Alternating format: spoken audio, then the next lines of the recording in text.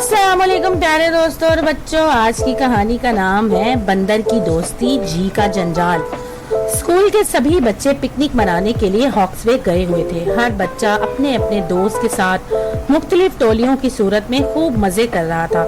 मैं तो पहाड़ पर जा रहा हूँ, अदनान ने नईम से कहा।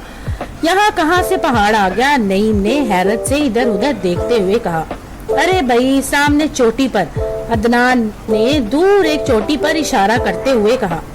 चलो मैं भी चलता हूँ। नईम ने ये कहते हुए अदनान का हाथ पकड़ा और फिर दोनों चोटी पर पहुँच गए।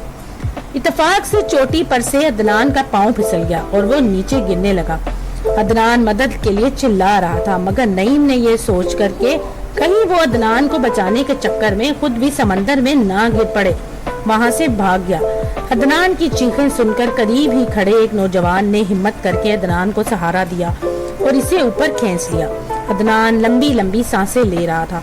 भागने वाला कौन था? अदनान को बचाने वाले नौजवान ने पूछा। वो मेरा दोस्त था, अदनान ने कहा। दोस्त? वो तुम्हारा दोस्त नहीं हो सकता जो तुम्हें मुश्किल में छोड़कर भाग जाए। बुरे और मतलबी दोस्त से हमेशा नुकसान पहुंचता है। जब ही तो कहते हैं कि बंदर की दोस्ती जी का जंजाल। नौजवान ने अदनान को समझाते हुए कहा और फिर उसे सहारा देकर उठाया। अदनान इस नौजवान का शुक्रिया अदा करते हुए नईम के बारे में सोचता हुआ वहां से चल दिया। वो सोच रहा था कि क्या वाकई नईम इसका दोस्त है जो इसे मुसीबत में छोड़कर भाग गया।